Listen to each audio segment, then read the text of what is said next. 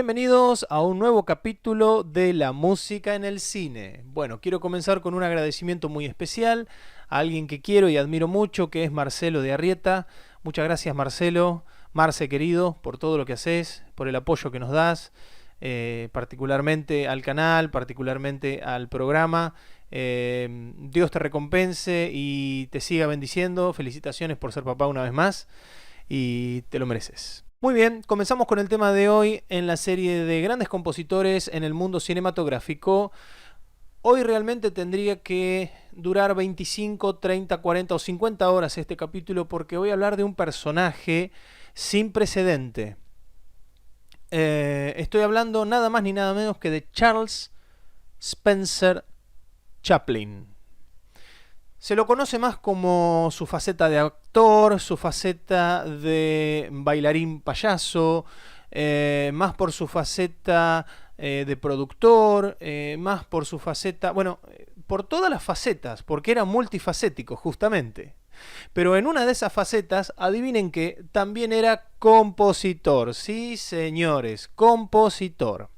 Sin embargo, la carrera de compositor de Chaplin es muy interesante y la vamos a analizar porque tuvo sus comienzos de una manera muy especial. Su vida entera fue muy especial. Podemos decir que, acá me anoté todos los datos para no decir cosas que no sean verdad, ¿no? Charles Spencer Chaplin, conocido como Charlie, nació el 16 de abril de 1889. Su carrera fue impresionante porque fue, como dije, un personaje multifacético. Fue director, actor, bailarín o bailarín payaso como parte de su coreografía en sus escenas, escritor y guionista, empresario, productor. Casi que la película la podía hacer él solo, si no necesitara de otros actores, tranquilamente. Incluso también era editor, él editaba los montajes, cortaba las imágenes, pegaba, él hacía todo. Pero también era compositor.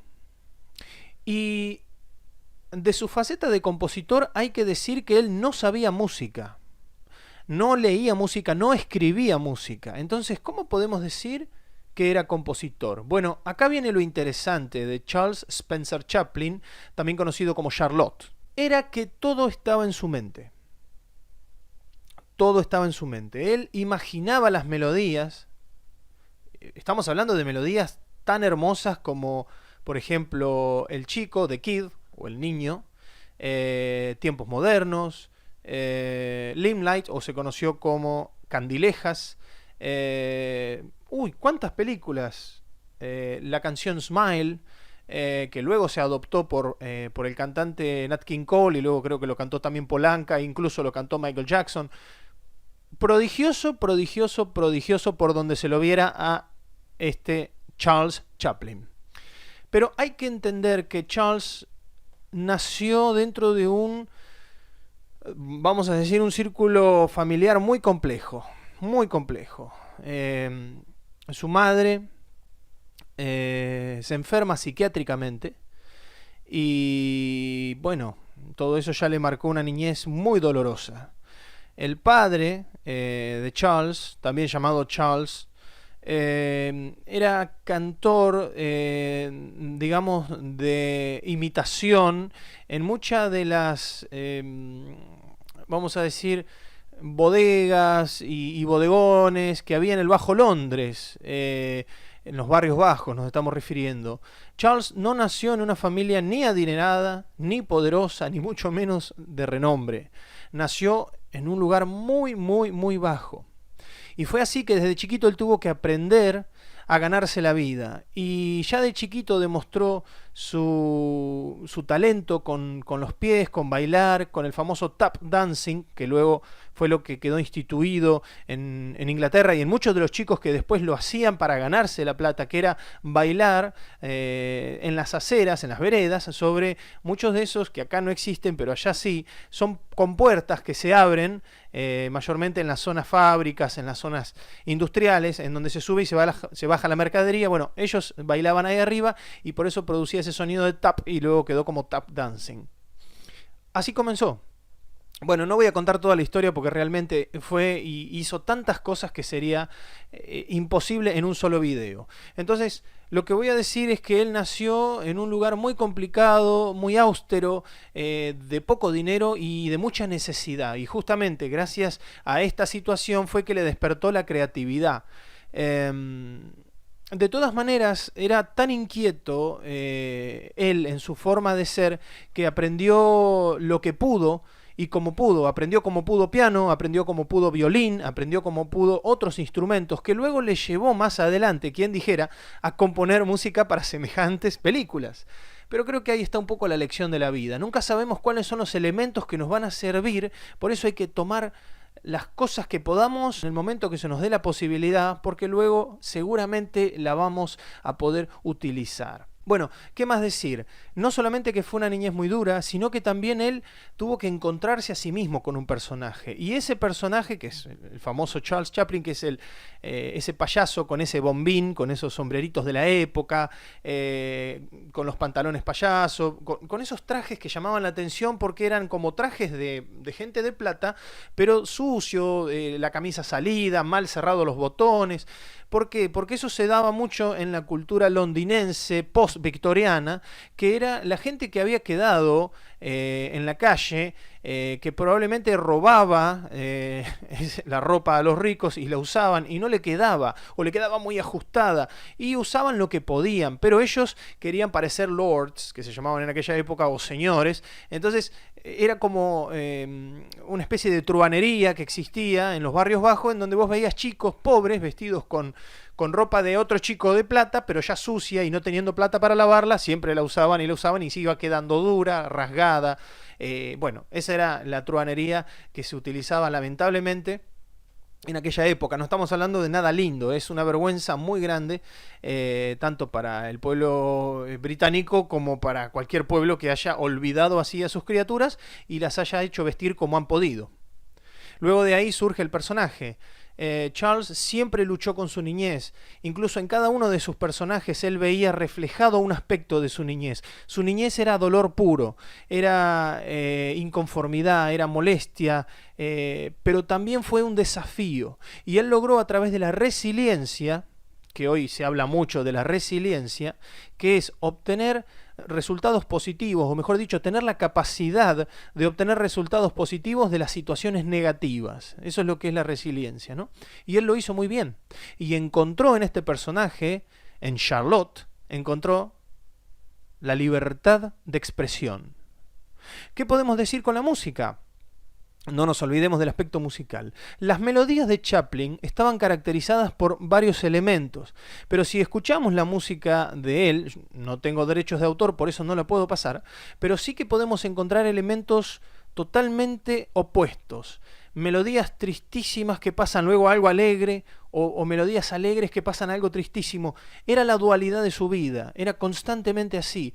Él vivía en su tristeza e intentaba representar la alegría, la euforia, y por eso los movimientos rápidos, y por eso todo el personaje construido en base a una especie de mimo. Sin embargo, no era mimo, era actor, y un gran actor, y luego él lo tuvo que adaptar a su vida. Entonces, Charlotte, su música nacía en la mente. Y gracias a un compositor que me anoté el nombre, que es David Raksin, él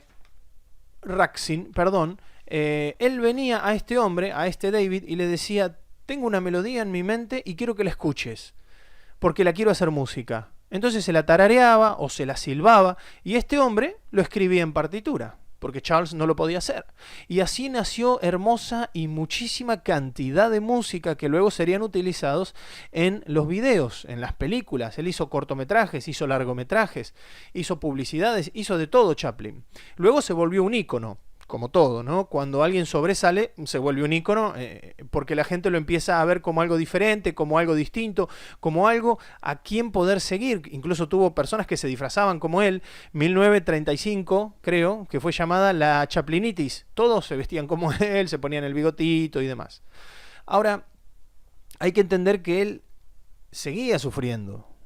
Él seguía intentando olvidar esa situación. Mientras tanto, su madre fallece, un dolor muy grande para él, en lo cual me siento muy identificado. Yo perdí a mi madre de muy joven y sé lo que es perder a una madre mediante una enfermedad psiquiátrica. Es algo terrible, es algo que te marca, pero es algo que es un condimento en tu vida para algo que Dios va a utilizar más adelante. Y yo creo que hoy le estoy empezando a descubrir ese condimento a mi vida.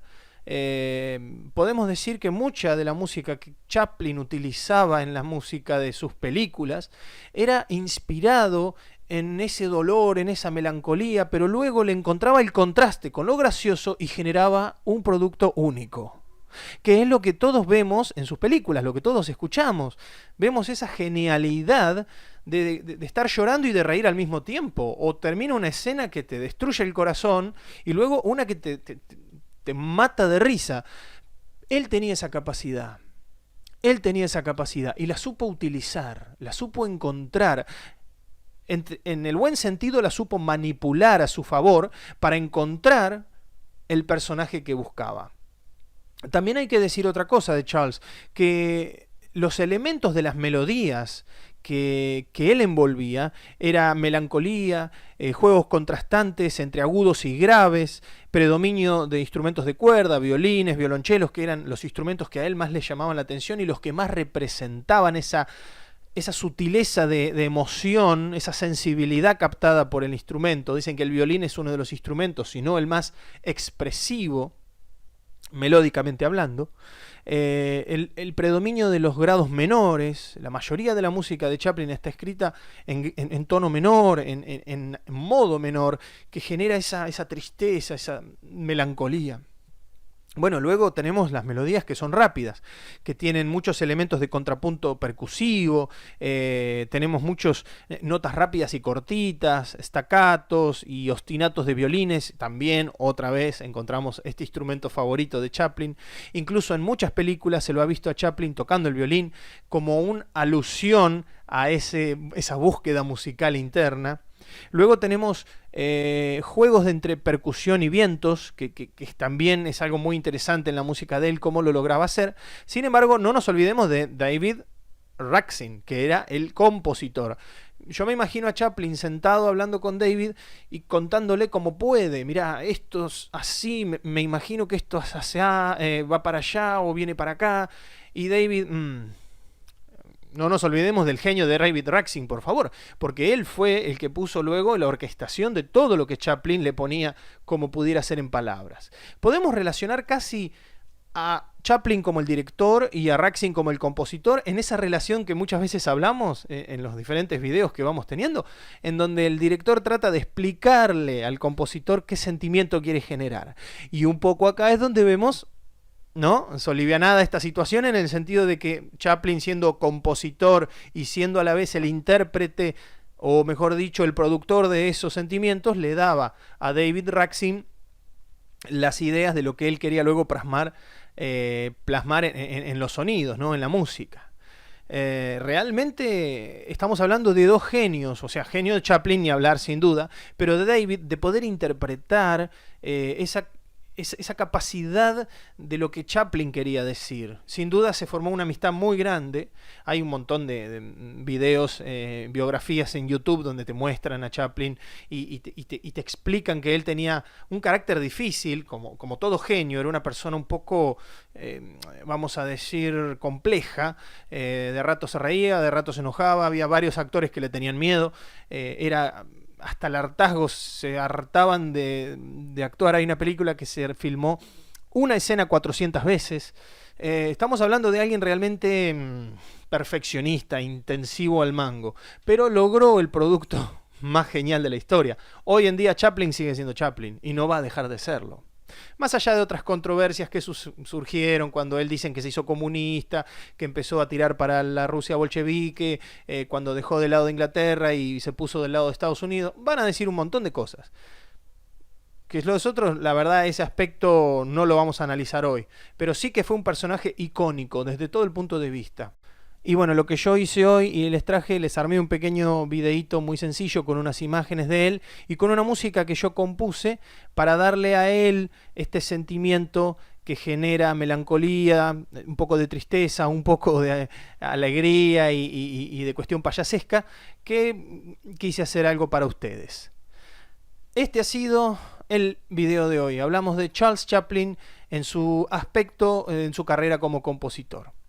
Les dejo el video entonces y será hasta el capítulo que viene.